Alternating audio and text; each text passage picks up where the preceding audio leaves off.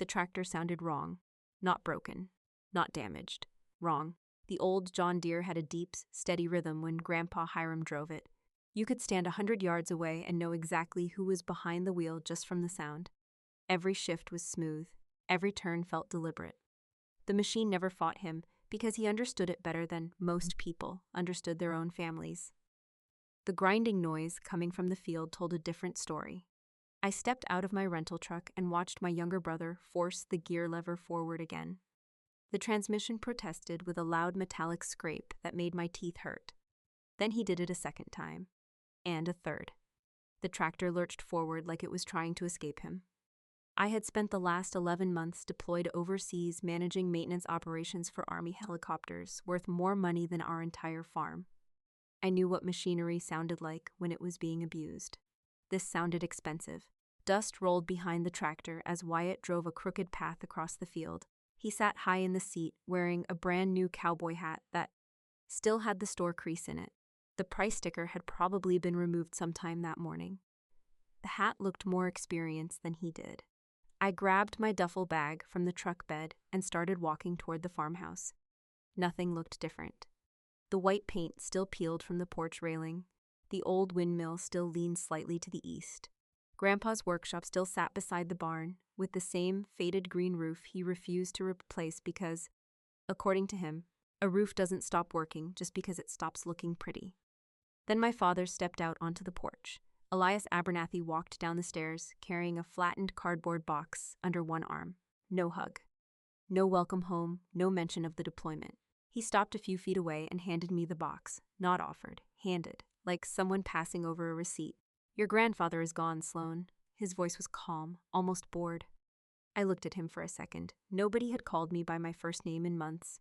Overseas, everyone used rank or last names. Hearing Sloan again felt strangely unfamiliar. Dad continued. "Wyatt is the owner now." He nodded toward the tractor. "Pack up whatever you left in the barn and clear out." That was it. 34 years on that property reduced to one cardboard box. I glanced down at it. The box had once held a microwave. I could still see part of the shipping label attached to the side. Apparently my entire place in the family fit inside such a design for kitchen appliances. I expected anger. I expected shock. Instead, something colder settled into my chest. The kind of cold that arrives when a situation becomes so absurd your mind stops arguing with it. Behind us, Wyatt missed another shift. The tractor screamed. Dad didn't even look. "You're letting him drive Grandpa's tractor?" I asked the question without emotion. Dad shrugged. "It's his tractor now." The words hung in the air. His tractor. Not our grandfather's tractor. Not the farm tractor. His tractor. I looked back toward the field. Wyatt finally noticed I was standing there. He lifted one hand from the steering wheel and gave me a lazy wave like he had just purchased the farm himself. Then he nearly stalled the engine. I had to look away. Grandpa Hiram spent decades building that farm. 300 acres, cornfields, equipment sheds, machine shop, irrigation systems. Every fence post and drainage ditch existed because he put it there. And somehow, Wyatt had become the heir. The same Wyatt who once paid a neighbor kid $50 to finish cleaning horse stalls for him. The same Wyatt who claimed allergies every time Grandpa asked for help stacking hay. The same Wyatt who referred to diesel engines as those tractor motors. Grandpa used to laugh whenever Wyatt said that. Not today. Dad pointed toward the barn. "There's no reason to drag this out." I nodded once. Okay, his eyebrows lifted slightly. Maybe he expected an argument. Maybe he wanted one. I picked up the box instead. That seemed to disappoint him. The barn door groaned as I pushed it open. The smell hit me immediately. Motor oil, old wood, cut hay, grease, dust, home. Most people don't understand how memories work. Sometimes they aren't attached to photographs. Sometimes they're attached to smells. I stood there for a moment looking around the space.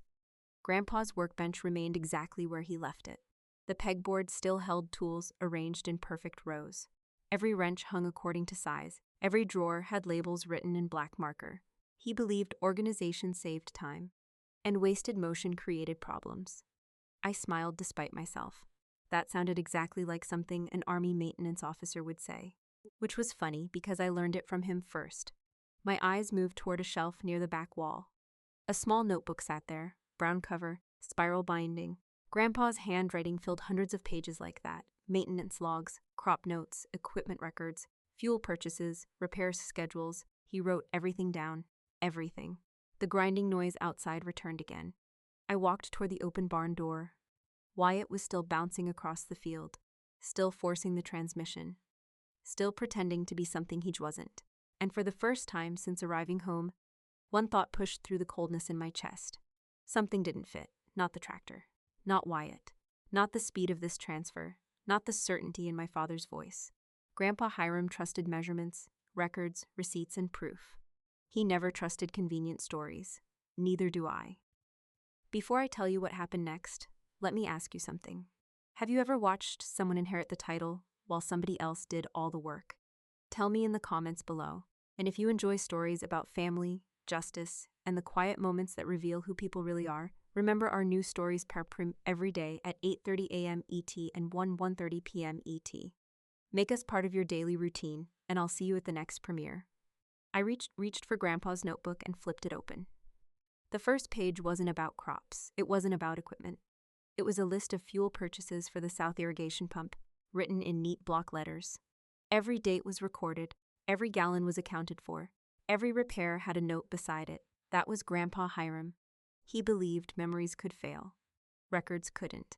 I ran my thumb along the edge of the paper while Wyatt continued torturing that tractor somewhere outside. The grinding noise drifted through the barn every few minutes. Each scrape sounded like a personal insult, not because the tractor was valuable, because Grandpa loved that machine. Most people saw an old John Deere. Grandpa saw 40 years of work. The farm wasn't built by luck. It wasn't built by inheritance. It wasn't built by loans from wealthy relatives. Hiram Abernathy started with 17 acres, a used pickup truck, and a barn that leaned so badly the county inspector once joked it needed its own seatbelt. Grandpa laughed at that story for years. Then he reinforced the foundation himself. That was how he approached everything. If something mattered, he worked on it. I learned that lesson long before I joined the Army. When I was 14, Grandpa handed me a shovel and pointed toward a broken irrigation line near the east field. The pipes sat almost 3 feet underground. I spent nearly 4 hours digging. My hands blistered. My shoulders hurt. I complained the entire time. Grandpa listened patiently. Then he handed me a wrench. "Good," he said. "Now fix it." That was his version of encouragement. Not exactly Hallmark material, but effective. By 16, I knew every irrigation route on the property. By 18, I could rebuild a hydraulic pump without looking at the manual. By 20, I knew which tractor batteries would fail before winter arrived. Grandpa never treated me differently because I was a girl. The equipment certainly didn't care. A diesel engine starts or it doesn't. A broken bearing fails or it doesn't. Machines are refreshingly honest. People aren't. Especially when family history gets involved. The first time I noticed the difference between Grandpa and Dad, I was 12. A neighbor stopped by during harvest season. Dad introduced Wyatt as the future of the farm. Then he pointed at me. "Sloan helps out when she's not busy with school." I remember looking down at the dirt on my boots. I had worked more hours in those fields that month than Wyatt had all year. Yet somehow I was helping. Wyatt was inheriting. That pattern never changed. When Wyatt skipped chores, Dad called him independent. When I questioned something, Dad called me difficult. When Wyatt quit halfway through a project, Dad said boys needed freedom. When I finished a project correctly, Dad acted like that was simply expected. The standards were never the same, and everybody knew it. Nobody talked about it. But everybody knew. The strange thing was that Grandpa knew too. He never argued with Dad about it in front of us, at least not directly. Instead, he taught me things, important things, how to maintain equipment logs, how to calculate fertilizer requirements, how to negotiate feed contracts, how to inspect fence lines after flooding, how to read property maps, how to identify drainage issues before they became expensive problems. None of those lessons were accidental. You don't spend 20 years teaching somebody the inner workings of a farm if you think they're leaving forever. I sat on an old wooden stool and looked across the barn. The sunlight coming through the cracks illuminated thousands of dust particles floating through the air. Grandpa spent most mornings here before sunrise. Coffee in one hand, notebook in the other, checking inventory, planning repairs, recording expenses. The farm wasn't his business. The farm was his responsibility. There was a difference. Outside, Wyatt finally managed a clean gear change. I almost applauded. The achievement lasted less than 30 seconds. Then came another awful grind. Consistency had never been his strength. According to Dad, none of that mattered anymore. Because a month earlier, while I was deployed overseas, everything supposedly changed. That was the story. Grandpa became seriously ill. The family gathered around. He suddenly changed his mind. Then he signed a brand new deed, transferring all 300 acres directly to Wyatt. Just like that. Dad repeated the story so often it sounded rehearsed. The problem wasn't the story itself. The problem was Grandpa. Grandpa didn't make major decisions quickly. The man spent 45 minutes comparing two brands of fence hinges because one cost 37 cents less. He once delayed buying a combine attachment for 6 months because he wanted more maintenance data. Changing ownership of 300 acres wasn't something he'd decide over a single conversation. Not Hiram Abernathy. Never. The family accepted it anyway. A few relatives even called me during deployment.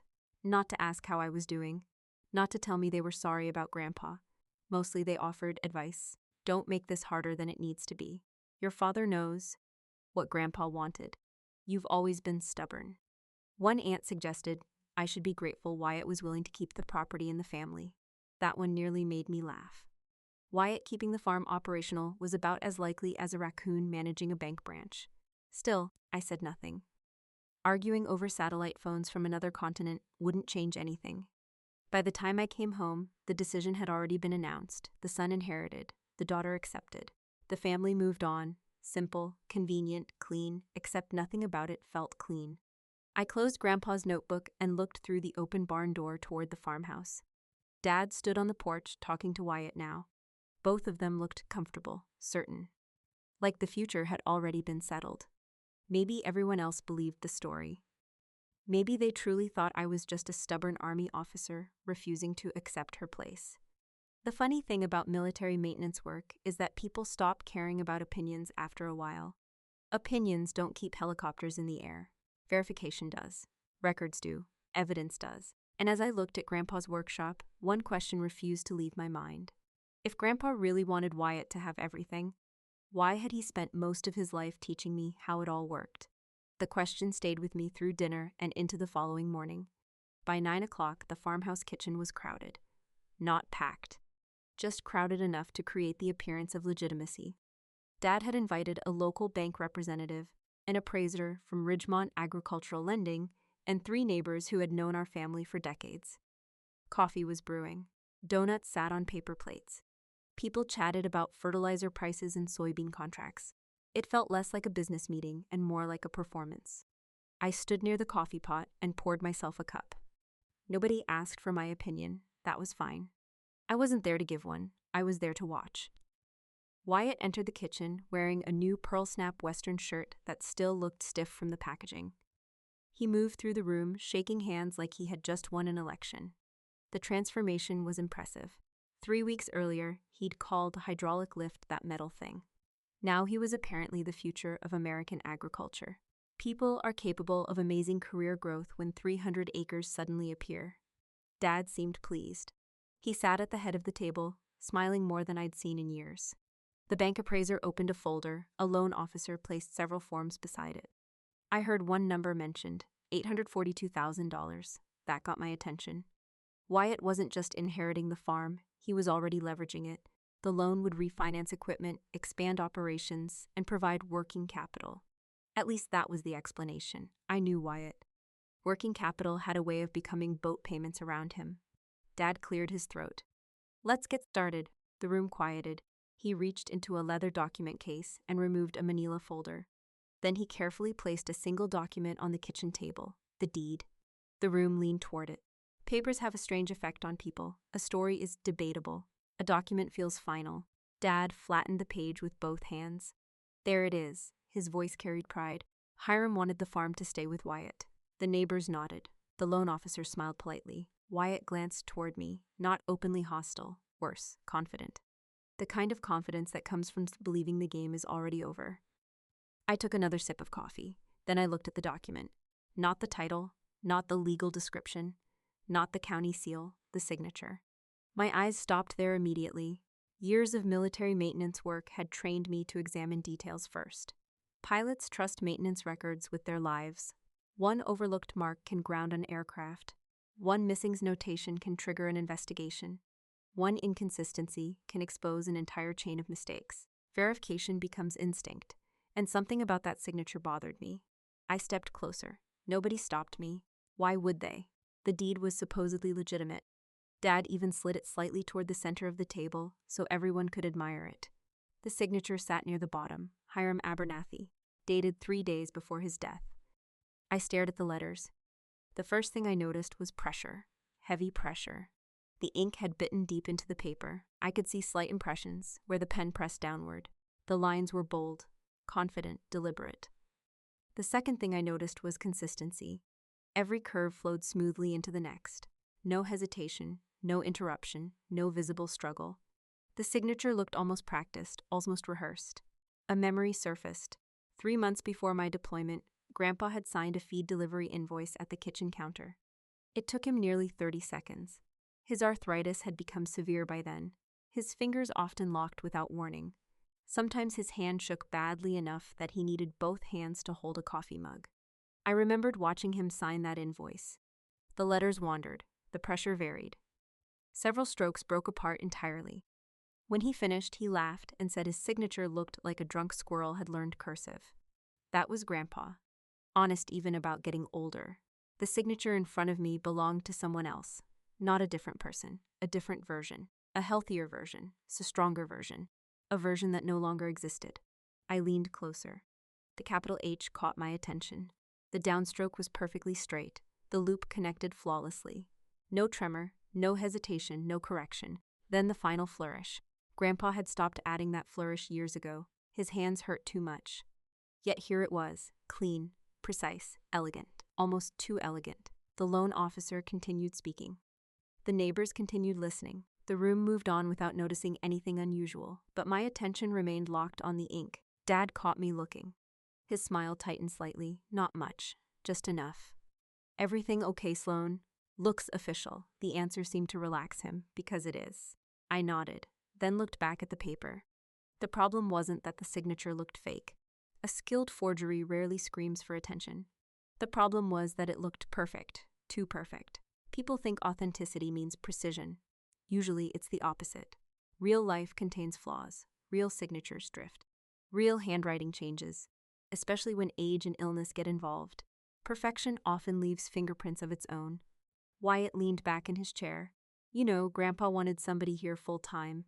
The comment wasn't directed at anyone, which meant it was directed at me. A few people shifted awkwardly. Dad didn't. He smiled, small, satisfied. The old familiar message. The son stayed. The daughter left. Case closed. What neither of them understood was that I wasn't comparing the signature against my feelings. I was comparing it against evidence stored in my memory, maintenance records, invoices, equipment logs. Hundreds of pages Grandpa had signed over the years. I knew his handwriting the same way mechanics know engine noises, not because I studied it, because I'd seen it constantly. The meeting continued for another 20 minutes. Numbers, documents, property values, loan structures. Everybody seemed comfortable. Everybody seemed convinced. Eventually, the bank representative gathered her paperwork.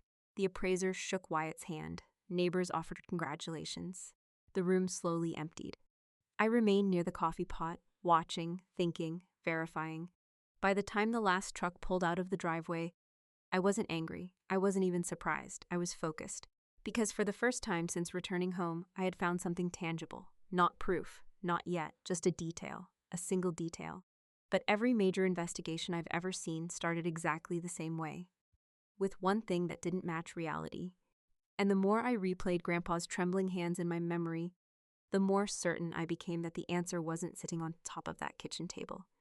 It was hiding somewhere underneath it. I waited until their taillights disappeared down County Road 18. Dad and Wyatt had reservations in town.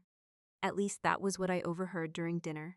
Apparently inheriting 300 acres required a celebration. The farm grew quiet after they left. A few crickets chirped outside. The wind pushed gently against the barn siding. For the first time all day, nobody was performing. Nobody was explaining. Nobody was congratulating Wyatt for accomplishments he hadn't actually achieved. I walked through the farmhouse and stopped outside Grandpa's study. The door was closed. Not locked, just closed. That alone felt strange. Grandpa rarely shut that door. He believed a room full of records wasn't something worth hiding. The study smelled exactly the way I remembered. Old paper, wood polish, coffee. The faint scent of machine oil that somehow followed Grandpa everywhere. A large oak desk sat near the window, shelves covered 2 walls. Farm ledgers filled most of them, property maps occupied the rest. I moved slowly through the room. Not because I was searching, because I was remembering. At 16, I spent an entire summer helping Grandpa organize records in this office. He paid me $8.75 an hour, not because the work was worth that amount, because he wanted me to learn that labor should always be respected. Even family labor, especially family labor. One afternoon, while sorting insurance documents, he pulled back the rug beneath his desk. That's when he showed me the safe. I could still hear his voice. If something ever happens to me, remember this exists. At the time, I thought he was joking. Teenagers aren't known for appreciating estate planning discussions. Grandpa wasn't joking. He lifted the corner of the Persian rug and revealed a heavy floor safe anchored directly into concrete. The brass dial looked like something from an old bank vault. Solid. Simple. Built to survive longer than the people using it. I remembered spinning the dial myself. The metal felt cool and heavy. Grandpa noticed immediately. That safe is older than your father. Then he laughed. Probably more reliable too. That joke aged remarkably well. I looked down at the same rug now. The edges appeared slightly uneven. Nothing dramatic, just enough to catch my attention. The corner closest to the desk wasn't lying completely flat. I crouched beside it. Something felt wrong. The feeling wasn't emotional. It was mechanical. It's the same feeling I got inspecting aircraft components when one panel sat a 1/4 inch out of alignment. Tiny details matter. I grabbed the edge of the rug, then slowly pulled. The fabric folded back across the hardwood floor. The movement exposed the safe beneath, and I froze. For several seconds, I simply stared because the safe wasn't gone. Something worse had happened. The brass dial had disappeared, completely. The beautiful, old mechanical lock Grandpa showed me years earlier no longer existed. In its place sat a cheap electronic keypad. Black plastic, modern. The kind sold in hardware stores for people protecting spare house keys. It looked ridiculous attached to a heavy commercial-grade floor safe. Like somebody had bolted a smartphone onto a steam locomotive. I moved closer. My pulse remained steady. Years in the military teach you something useful. Panic wastes information. Observation creates it. The keypad itself wasn't the real problem. The metal surrounding it was. Deep circular scars covered the safe door. Fresh scars, multiple drill marks, scraped steel, uneven cuts. The original lock mechanism hadn't been replaced. It had been destroyed. Someone drilled into that safe. Not delicately, not professionally, forcefully, desperately. I ran my fingers across the damaged metal. The grooves were rough. The drill bit had slipped several times. Whoever performed the work wasn't opening a safe for routine maintenance. They were trying to get inside. Fast. A memory surfaced immediately. Grandpa maintained everything. Everything. Generators, tractors, irrigation pumps, even door hinges. If the safe required service, there would be paperwork. Invoices, records, receipts. Grandpa documented all of it. Yet I had never seen a single mention of safe repairs. Not once. I leaned back against the desk and looked around the room. The silence felt different now. Less peaceful, more deliberate. The signature bothered me. This bothered me more. Because signatures can create doubt. Destroyed safes create questions. Very specific questions. Why drill the safe? Why replace the lock? Why hide it beneath the rug? And most importantly, when? Examine the keypad again. A small manufacturer sticker remained attached. The installation date had been handwritten in permanent marker. The ink had faded slightly, but it was still readable. I narrowed my eyes, then read it a second time. The installation wasn't old. Not even close. The keypad had been installed recently, very recently. My stomach tightened. Not from fear, from calculation. The timeline suddenly mattered. A lot. I stood and walked toward Grandpa's filing cabinet. 3 drawers, alphabetical labels, exactly where he always kept vendor information. I opened the first drawer, nothing. Second drawer, nothing. Third drawer, service records, repair invoices, equipment contractors. I started flipping through folders, methodically, slowly, no assumptions, no shortcuts. Grandpa taught me that too. When mechanics skip steps, helicopters fall out of the sky. When investigators skip steps, liars walk away. The safe wasn't a coincidence. I knew that now. The damaged steel sitting beneath that rug wasn't evidence of age, it was evidence of action. Someone made a decision. Someone hired somebody. Someone wanted access badly enough to destroy a vault Grandpa trusted for decades. And people don't destroy secure storage unless they believe something valuable is inside. The realization settled over me as I looked back toward the ruined safe. This wasn't about favoritism anymore. This wasn't about Dad believing sons should inherit farms. This wasn't even about Wyatt pretending to be a farmer. Those explanations suddenly felt too small, too simple. The damaged safe transformed the entire situation. Because families argue. Families make unfair decisions. Families disappoint each other. But drilling into a dead man's safe, that requires planning. That requires intent. That requires a reason. I slowly rolled the rug back into place. Not to hide the damage, to preserve it. The way investigators preserve a scene. Then I stood up and looked one last time at Grandpa's desk. The answers wasn't in this room anymore. The safe had already given me the most important clue. It proved someone had gone looking for something after Grandpa was gone. And in a town this small, there weren't many people capable of drilling open a commercial floor safe. In fact, as I walked toward the door, only one name came to mind: Orson Vance. I started the truck before sunrise and headed toward town, not because I was certain, because I had enough information to test a theory. That was how every aviation maintenance investigation worked. You don't begin with conclusions. You begin with evidence, then follow the chain wherever it leads. A damaged helicopter leaves traces. A missing part leaves paperwork. A bad decision leaves a timeline. The ruined safe sitting beneath Grandpa's rug was no different. Somebody drilled it, which meant somebody performed the work. And in a town with fewer than 4,000 residents, there wasn't a long list of candidates. There was one. Orson Vance. Orson had been fixing locks longer than I'd been alive. He repaired storefront security systems, old bank vaults, farm safes, courthouse doors, and anything else involving steel and keys. If you locked yourself out of your house, Orson helped. If a tornado twisted a commercial safe shut, Orson helped.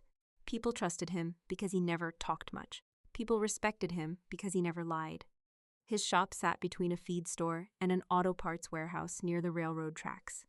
The building looked exactly the same as it had 20 years earlier: faded brick, dusty windows, a hand-painted sign hanging slightly crooked. Nothing inside had probably been updated since the first George Bush administration. That alone made me trust it. I parked outside and stepped through the door. A small brass bell chimed overhead. Orson looked up from a workbench. He wore thick glasses and a denim work shirt stained with oil. The man had the posture of somebody who spent decades bending over machinery. His eyes moved to my uniform. Recognition appeared immediately. Major Abernathy. I smiled. "Morning, Orson." He removed his glasses. "Your grandfather used to brag about you every chance he got." The statement landed harder than I expected. Grandpa wasn't particularly generous with compliments when I was around. Apparently he saved them for everybody else. "Sounds like him." Orson nodded slowly. "He was proud of you." For a second, neither of us said anything. Then he gestured toward an old wooden chair. "What can I do for you?" I sat down. No accusations, no speeches, no dramatic confrontation. People become defensive when they think they're being interrogated. I wasn't interested in that. I wasn't interested in records. "I need information about a service call." Orson folded his hands. "Okay." His expression didn't change. "Which one?" "The safe in Grandpa's study." That got a reaction. Small, but noticeable. His eyebrows rose slightly. Then he leaned back. I wondered when somebody would ask about that. My pulse remained steady. Outside, a freight train horn echoed somewhere in the distance. Orson turned toward a tall filing cabinet behind the counter. The drawers rattled as he opened one, then another, then a third. Every movement felt deliberate. No rush, no drama, just process. A minute later, he returned carrying a thick ledger book. The cover was worn. The corners were rounded from years of use. Thousands of service calls lived inside that binder. He flipped through several pages, stopped, adjusted his glasses, then reached between two sheets and pulled out a yellow carbon copy receipt. The paper looked fragile. The edges had begun curling. Old-school business records, the kind that existed long before everything became digital. Orson's placed it on the counter between us. "There it is." I looked down. Service description: emergency vault access. Abernathy Farm. Labor charges, equipment charges, replacement lock assembly. Everything matched what I'd seen in Grandpa's study. Everything except one detail. I hadn't reached that part yet. Orson tapped the receipt lightly. Strangest call I've had in years. I looked up. Why? He shrugged. Your dad sounded desperate. The word hung in the air. Desperate, not concerned, not curious. Desperate. I said nothing. Orson continued. He called a little after 2 in the morning. The room suddenly felt smaller. What? 2:07, if I remember right. He scratched his chin. Woke me up. My attention snapped back to the receipt. 2 in the morning. Normal people don't hire locksmiths to open family safes at 2 in the morning. Normal people wait until breakfast, or lunch, or literally any other time. 2 in the morning belongs to emergencies or secrets. Orson seemed to read my thoughts. I asked if it could wait until the morning. He shook his head. Your father said it couldn't. I felt something tightening inside my chest. Not panic, not anger. The feeling pilots get when a warning light appears exactly where they hoped it wouldn't. Did he say why? No. Orson folded his arms.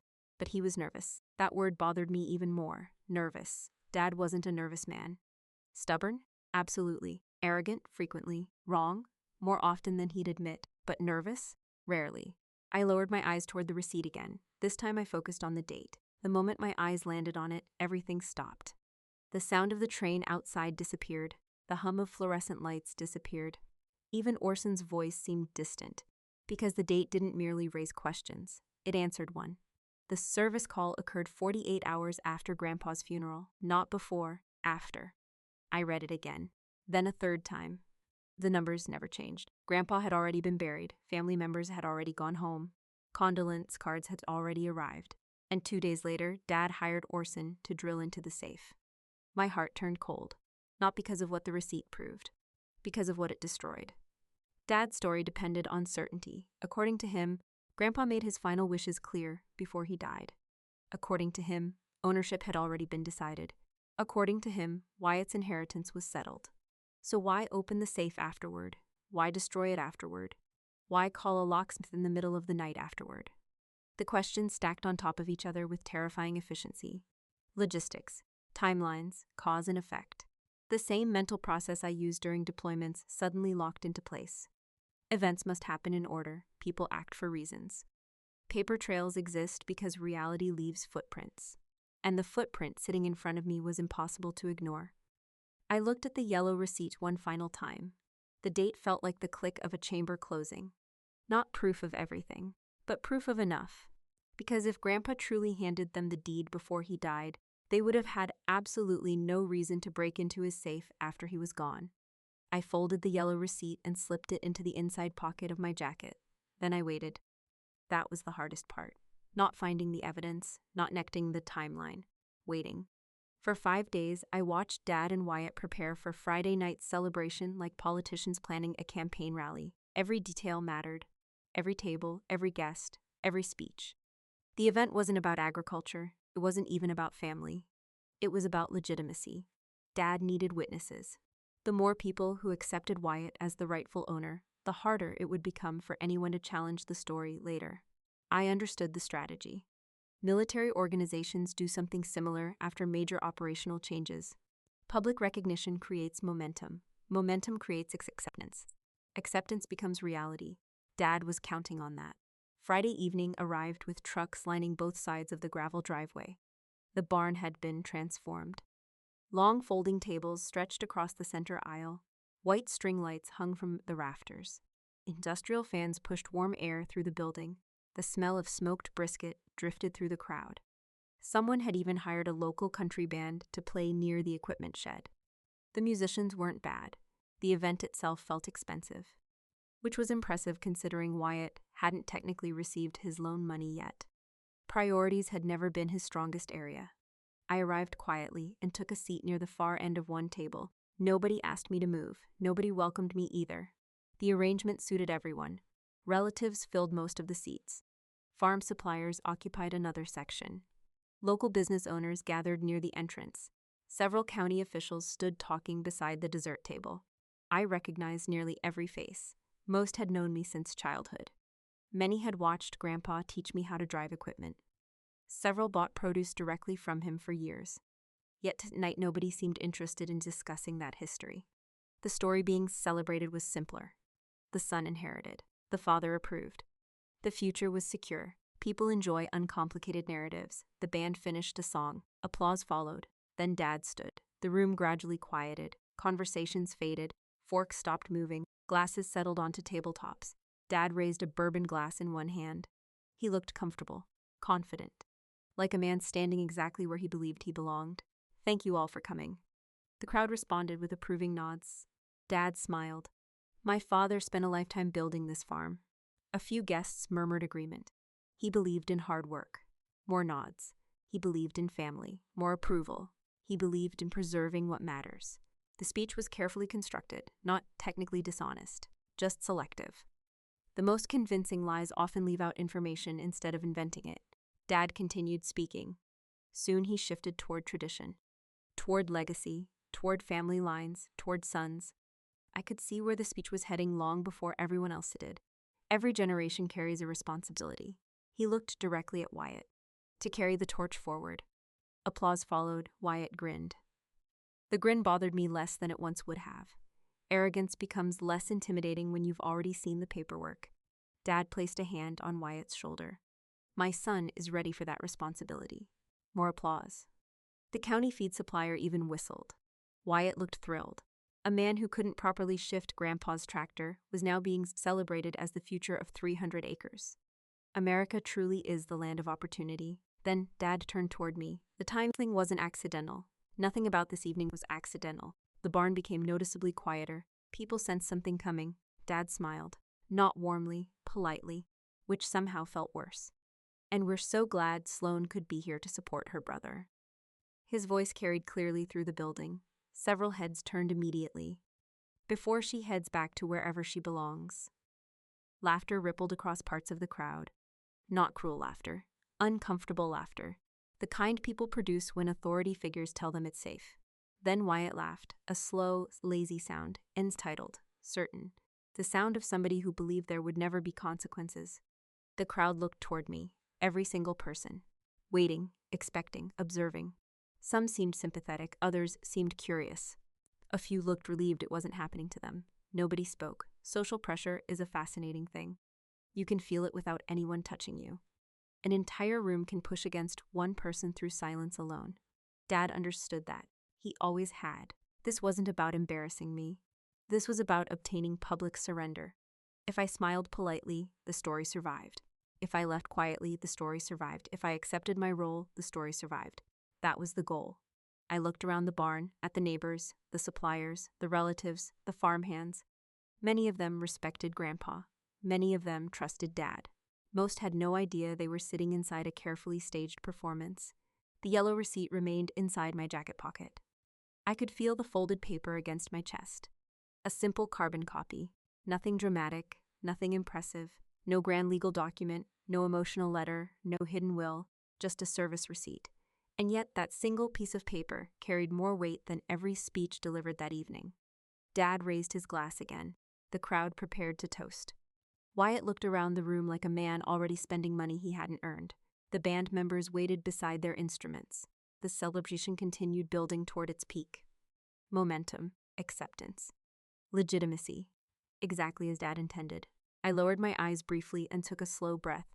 Not because I was nervous, because timing matters. Good mechanics understand timing. Good officers understand timing. Good investigations understand timing.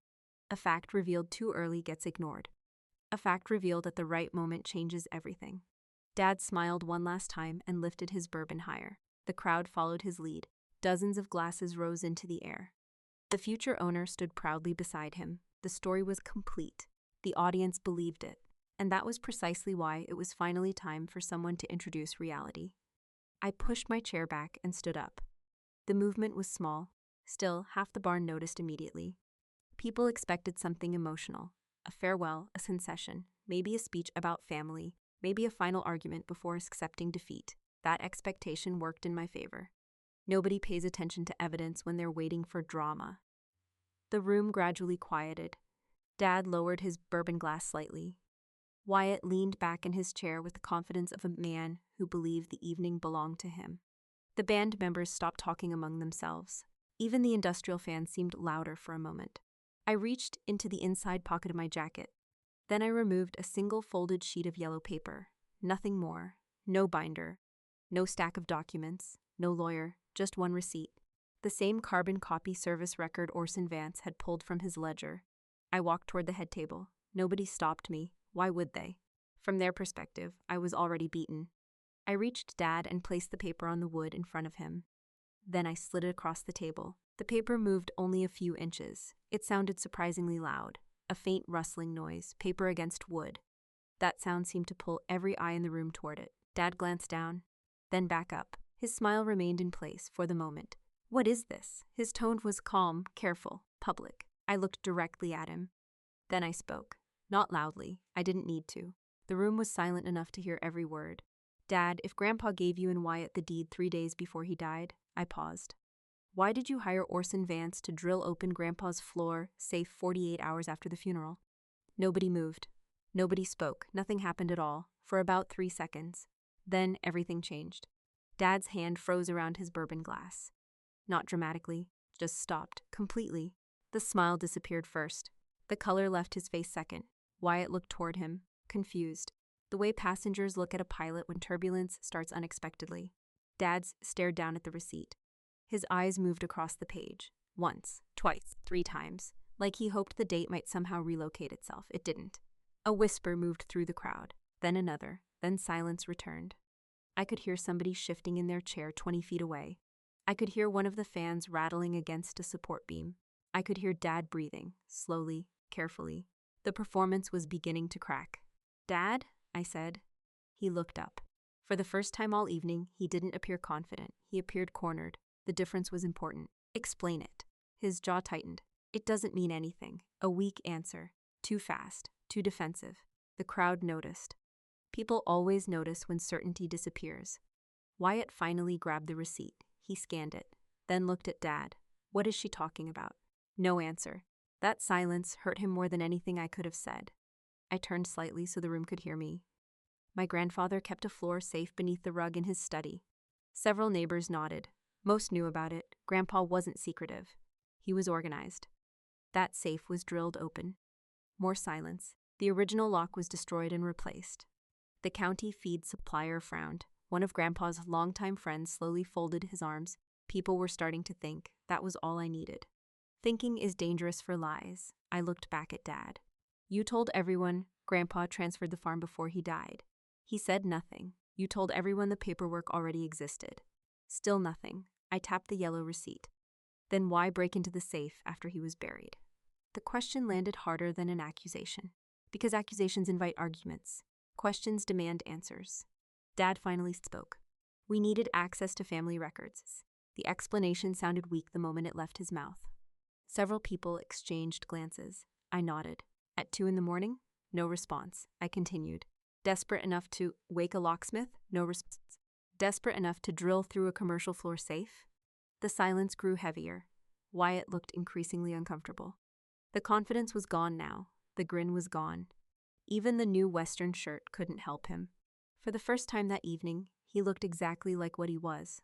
A man who didn't understand what was happening. I took a breath, then delivered the conclusion. Calmly, clinically. The same way I would present maintenance findings to a command review board. You didn't have the deed. The barn became perfectly still. You drilled the safe because you were looking for something. Dad stared at me. I stared back. You found Grandpa's legal documents. Nobody interrupted. Nobody dared. And you found the blank pre-stamped property forms he kept secured inside. A woman, near the back, covered her mouth. Wyatt's face turned pale. The final piece remained. I gave it to them. You traced his name. The words crossed the room like a blade, not because they were loud, because they fit. Every detail fit. The timeline, the safe, the signature, the service call, the replacement lock, everything. Dad suddenly pushed his chair back. The legs scraped loudly against the concrete floor. At any other gathering, that sound would have dominated the room. Tonight it barely registered. Because everybody was watching him. Watching his face, watching his hands, watching the absence of an explanation. A truthful man would have answered immediately. A truthful man would have offered records, evidence, witnesses, something. Dad offered nothing. His eyes moved across the crowd, searching, calculating, looking for support. What he found instead was distance, physical distance. People were subtly leaning away. Not much. Just enough. The county appraiser who attended the earlier meeting looked down at his drink. One neighbor shook his head. Another stared at the receipts. Nobody rushed to defend Dad, because everybody understood the same thing at the same moment. This wasn't a family disagreement anymore. This was fraud. The realization spread across the barn one person at a time, like a row of lights switching on. And as I watched my father stand there, surrounded by the ruins of his own story, I realized something surprising. I wasn't angry anymore. Anger requires uncertainty. Anger requires conflict. This was different. The evidence had already spoken. All that remained was for everyone else to hear it. The silence didn't break all at once. It cracked, slowly, like old wood under too much pressure. Dad remained standing at the head of the table with the yellow receipt still in front of him. His face had gone pale enough that the redness around his eyes suddenly stood out. For a moment he looked older.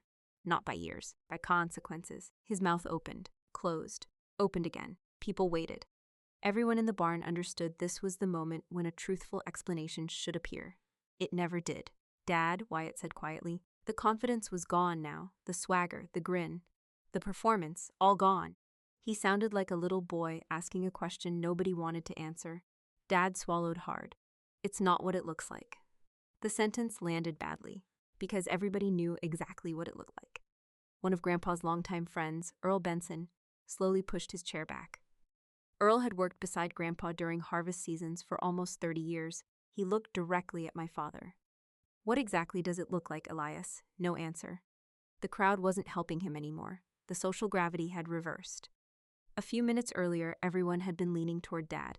Now they were creating distance. Physical distance. Emotional distance. Reputational distance. People protect themselves when fraud enters the room. The county feed supplier folded his arms. The bank representative looked uncomfortable. One neighbor quietly shook his head.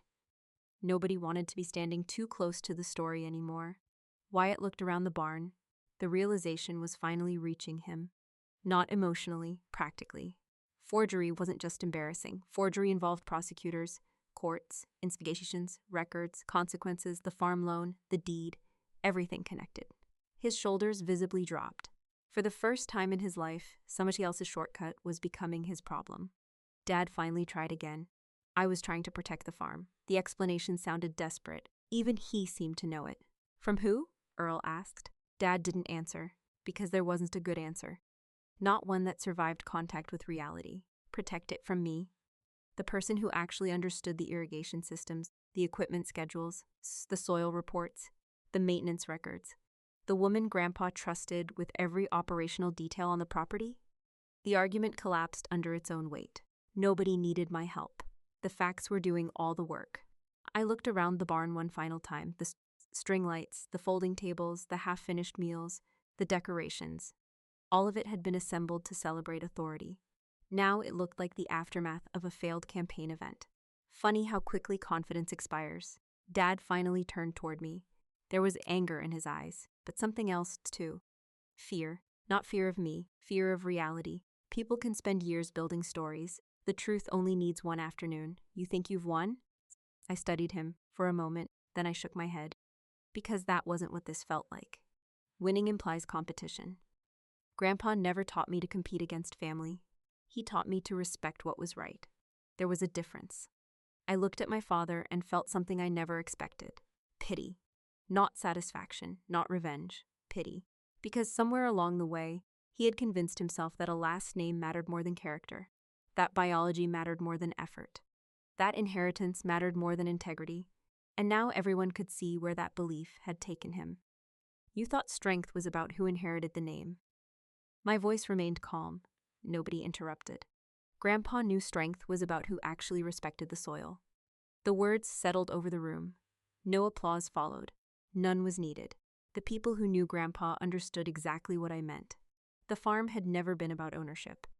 Ownership was paperwork. The farm was responsibility. Responsibility was showing up before sunrise, maintaining equipment, tracking expenses, repairing irrigation lines, protecting land for the next generation. Grandpa respected those things. That's why he taught them. Dad stared at me, then at the receipt, then at the crowd. His authority was gone, not because I took it, because he traded it away. I reached into my jacket pocket one final time. This time I removed a small manila envelope. The room watched. I placed it on the table beside the receipt. "What's that?" Wyatt asked. I looked at him, the county prosecutor's intake confirmation. The color disappeared from his face. Several people exchanged glances. I continued. I submitted the receipt, photographs of the drilled safe, copies of the deed, and supporting documentation 3 days ago. Nobody moved. Nobody spoke. Dad's expression finally changed. For the first time all evening, certainty vanished completely. This wasn't an argument anymore. It wasn't a family dispute. The process had already begun. The evidence was already filed. The decision no longer belonged to us. It belonged to the legal system, exactly where it should be.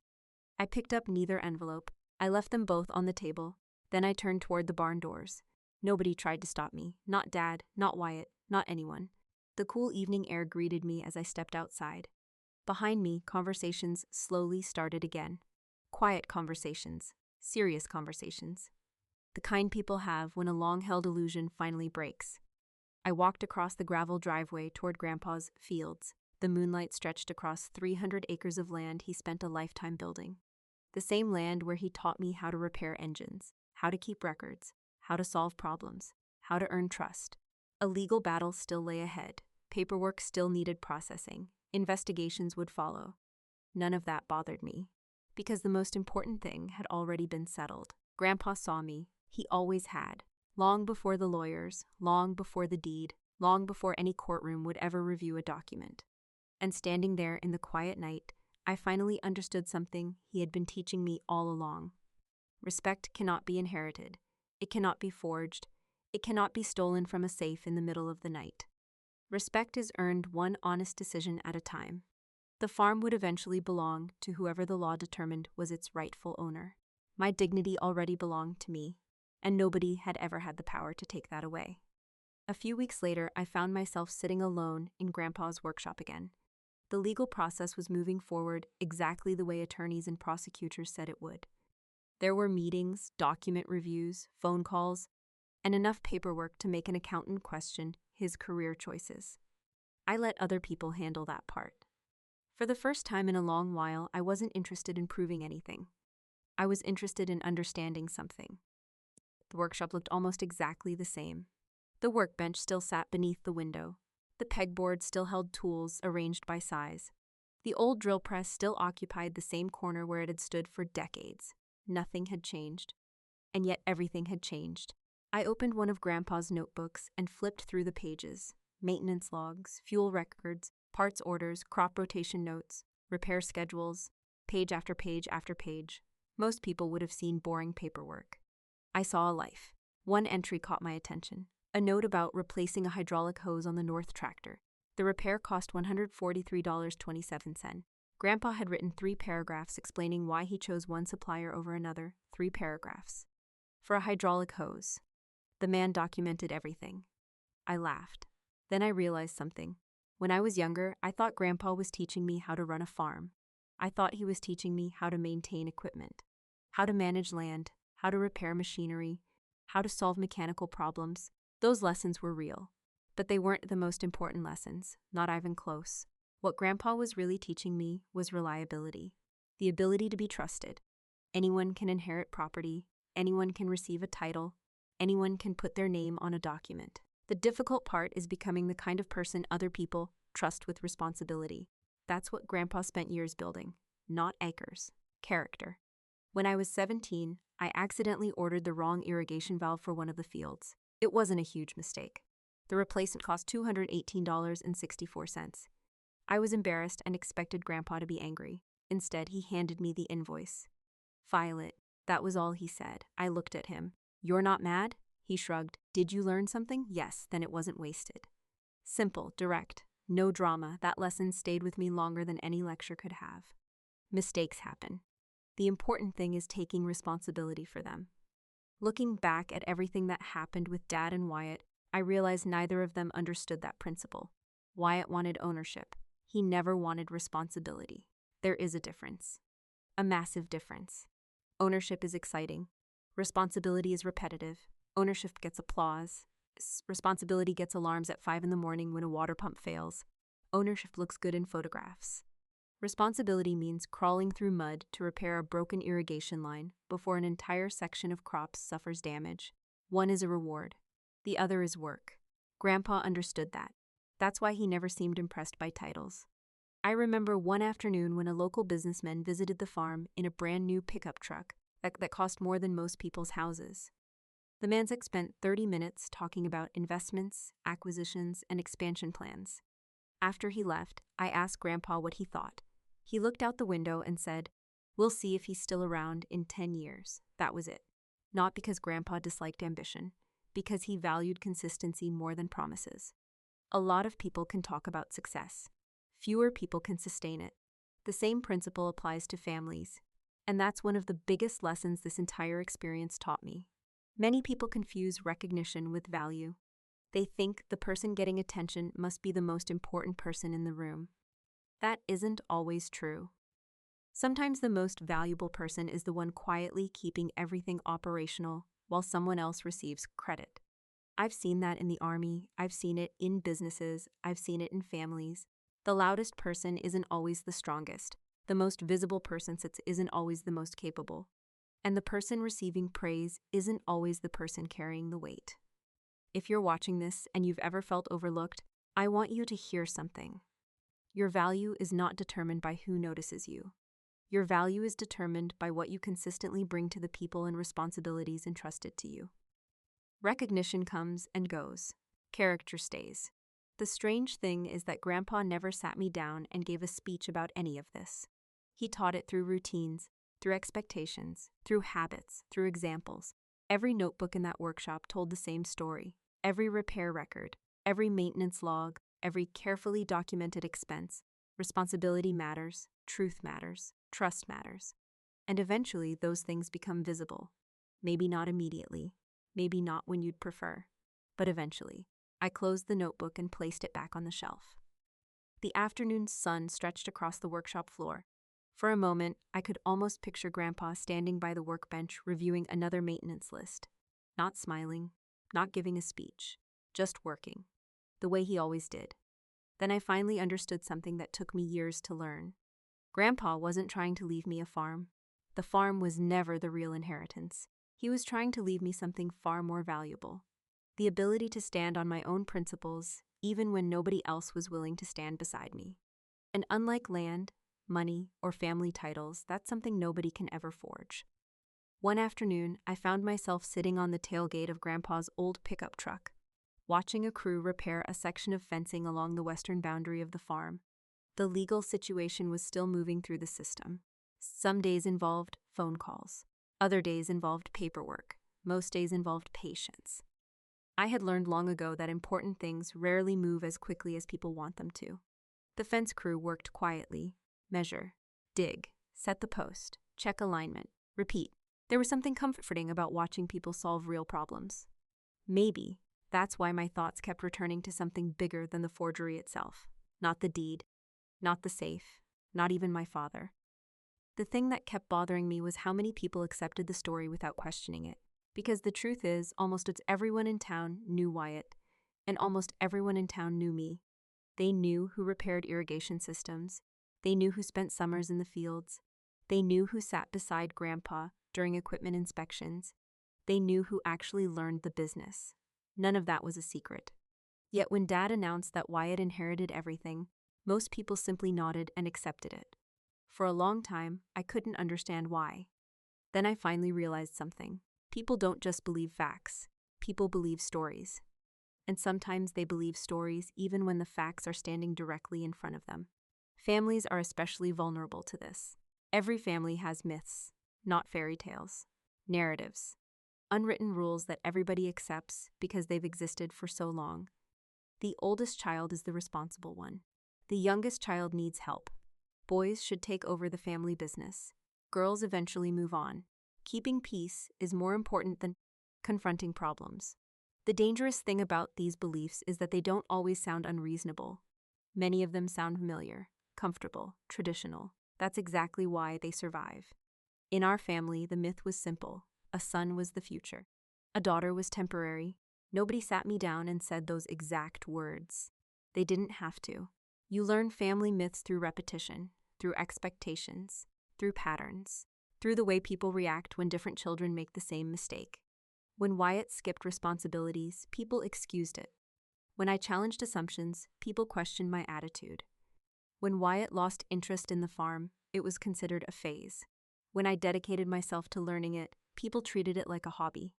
The myth had already decided who we were supposed to be. Reality wasn't invited into the discussion. The older I get, the more I realize how many people spend years fighting battles they don't fully understand. They think they're fighting a person. Sometimes they're fighting a story.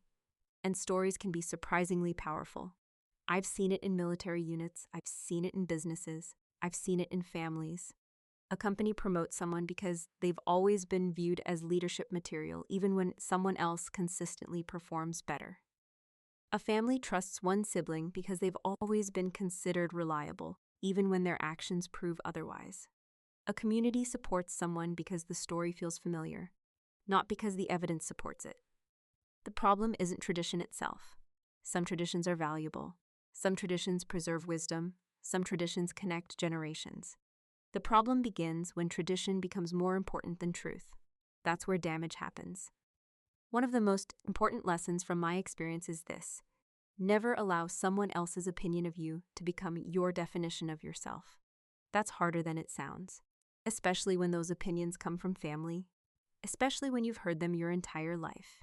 If enough people repeat something, it starts to feel true, even when it isn't. I know people who spent decades believing they were lazy because one parent said so. Others spent years believing they weren't smart enough, talented enough, successful enough, or worthy enough because a family narrative assigned them that role. The labels become familiar, the expectations become normal.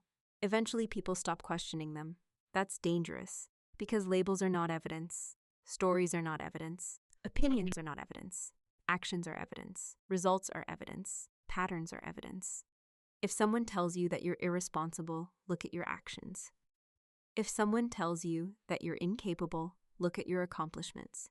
If someone tells you that you don't belong, examine the facts before accepting the conclusion. One of the reasons Grandpa's notebooks mattered so much was because they represented reality, not assumptions, not feelings. Reality, fuel purchases, maintenance records, repair logs, invoices. Objective information. Reality has a way of surviving long after narratives begin falling apart. That's exactly what happened with Dad's story. It survived as long as nobody examined it. The moment evidence entered the conversation, everything changed. Not immediately, but permanently. And that's another lesson I hope people take from this story. Truth doesn't always win quickly. In fact, truth is often slower than lies. Lies travel fast because they require no verification. Truth takes work. Truth requires patience. Truth requires evidence. But once truth arrives, it tends to stay. As the Fitz crew finished their work and packed up their equipment, I looked across the fields Grandpa spent a lifetime building. The farm wasn't nearly destroyed by greed. It was nearly destroyed by a story that people accepted because it felt familiar, a story that survived because nobody questioned it.